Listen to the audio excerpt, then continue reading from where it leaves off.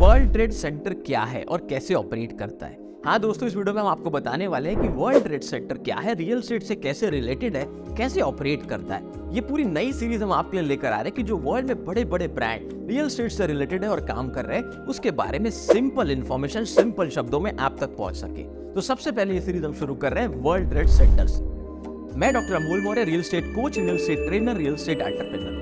आपके लिए वीडियो इसलिए लेकर आया हूं क्योंकि मैं चाहता हूं कि देश में लोगों तक रियल एस्टेट से रिलेटेड बड़े ब्रांड्स का इंफॉर्मेशन पहुंचे, ताकि अगर इन फ्यूचर कभी वो इन ब्रांड्स के साथ काम करना चाहते हो या कोई व्यक्ति अगर रियल एस्टेट से रिलेटेड किसी भी बड़े ब्रांड के साथ इन्वेस्ट करना चाहता हो तो उसे समझ में आए कि वो एक्जैक्टली जिस ब्रांड में जिस कंपनी के साथ इन्वेस्ट कर रहा है वो कैसी है, कहां से शुरू हुई है, क्या बैकग्राउंड है, सब कुछ। तो ये इन्फॉर्मेशन बहुत काम की है, इसलिए वीडियो को एंड तक जरूर देखिए। सबसे पहला point related with world trade centre, और मेरी टीम ने बहुत रिसर्च करके ये पूरा कंटेंट आपके लिए लाया है। बहुत सारे वर्ल्ड ट्रेड सेंटर के एम्प्लॉय से टॉप लेवल के मैनेजमेंट के लोगों से बात करने के बाद भी हम ये कंटेंट आपके लिए लेकर आ रहे हैं। सबसे पहला पॉइंट, वर्ल्ड ट्रेड सेंटर एक ग्लोबल नेटवर्क है जिसमें मेजर सिटीज के ऑफिस कॉम्प्लेक्सेस शामिल है।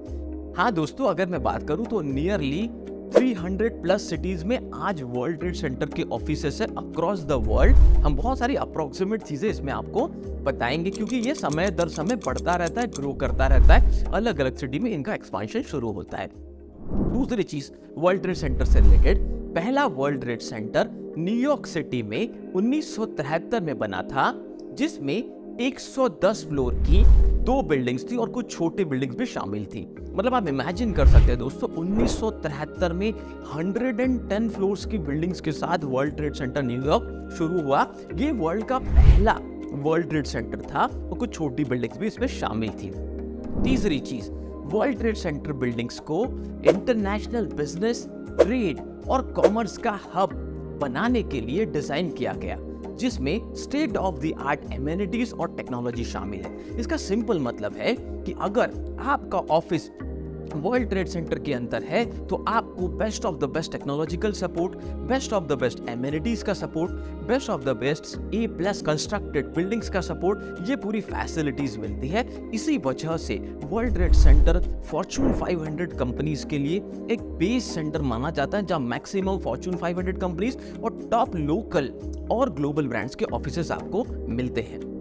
चौथा पॉइंट वर्ल्ड ट्रेड सेंटर से related, world trade centre brand को world trade centre association WTCA manage करता है। जो न्यू WTC बिल्डिंग जहां पर भी बनती है उसका डेवलपमेंट और उसका ऑपरेशंस का काम WTCA मतलब वर्ल्ड ट्रेड सेंटर एसोसिएशन देखता है।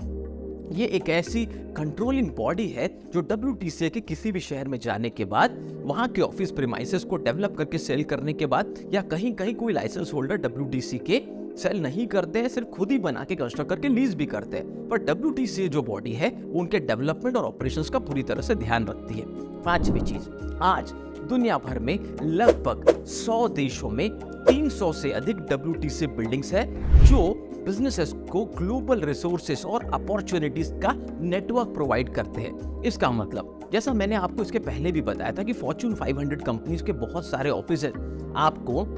वर्ल्ड ट्रेड सेंटर की बिल्डिंग्स में मिलेंगे। अब मान लीजिए कि दुबई के वर्ल्ड ट्रेड सेंटर में एक फॉर्च्यून 500 कंपनी का ऑफिस है और अभी वो इंडिया में एक्सपांड करने के और उन्हें इंडिया में भी अपने ऑपरेशन स्टार्ट करने हो, और उन्हें पता चला कि दिल्ली में, मुंबई में, पूना में ऑलरेडी WTC की बिल्डिंग्स है, तो उनके लिए सबसे प्रिफर्ड लोकेशन नए देश में WTC की बिल्डिंग ही होती है, क्योंकि उनके पुराने एक्सपीरियंस से उन्होंने देखा होता है कि कितने अच्छे से मैनेज होते हैं, ये कितने अच्छे से रन करते हैं और कितने अच्छे से इन्हें वहां काम करने वाली कंपनीज को, उनकी टीम को, उनके एम्प्लॉयज को services, state of the art facilities, technology का सपोर्ट प्रोवाइड होता है। छठवां point, world trade centre building typically prime business district में बने होते हैं, जहां ट्रांसपोर्टेशन, एमेनिटीज और दूसरे बिजनेसेस को आसानी से सपोर्ट मिल जाता है। इसका मतलब वर्ल्ड ट्रेड सेंटर में कोई भी कंपनी जब अपना ऑफिस शुरू करती है और उन ऑफिसेस में अगर कोई इन्वेस्टर भी अपना पैसा लगाता है तो वर्ल्ड ट्रेड सेंटर ये ध्यान रखता है कि वो ऐसी जगह पर बने जहां पर ट्रांसपोर्टेशन की, एमेनिटीज की, बाकी लोकल बिजनेसेस की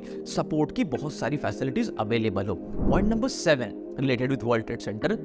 बहुत सारे वर्ल्ड ट्रेड सेंटर बिल्डिंग को एनवायरमेंटली सस्टेनेबल डिजाइन के साथ बनाया गया है, जिसमें ग्रीन बिल्डिंग की प्रैक्टिस और एनर्जी एफिशिएंट टेक्नोलॉजी का इस्तेमाल किया गया है। अब दोस्तों, आने वाले समय का फ्यूचर ग्रीन बिल्डिंग है, ग्रीन टेक्नोलॉजीज है, एनर्जी एफिशिएंट बिल्डिंग्स है। सो वर्ल्ड ट्रेड सेंटर की बिल्डिंग्स भी इन्हीं नई डिजाइन पे, इन्हीं नई तकनीक पे, इन्हीं ग्रीन सस्टेनेबल बिल्डिंग के कॉन्सेप्ट पे बनाई जाती है, जिसकी लॉन्ग टर्म सस्टेनेबिलिटी ज्यादा हो, इन्वायरमेंट के लिए फ्रेंडली हो। 8वां point, world trade centre global trade और इकोनॉमी का एक इंपॉर्टेंट प्रतीक है और दुनिया की इकोनॉमी में इंटरकनेक्टेडनेस को दर्शाता है। इसका सिंपल मतलब ये है कि वर्ल्ड ट्रेड सेंटर होने की वजह से बिजनेसेस के लिए, उनके टॉप डिसीजन मेकर्स के लिए ये बहुत कन्वीनियंट हो जाता है कि जब भी किसी नई ग्रो करने वाली सिटी या स्टेट या एंटायर नेशन में जब उन्हें एक्सपांड करना होता है, तो एक तो सबसे पहले वो बहुत समझ के वर्ल्ड ट्रेड सेंटर सबसे अच्छी growing city, fastest growing city, fastest develop होने वाली सिटीज में जाते हैं और उसके बाद कंपनीज का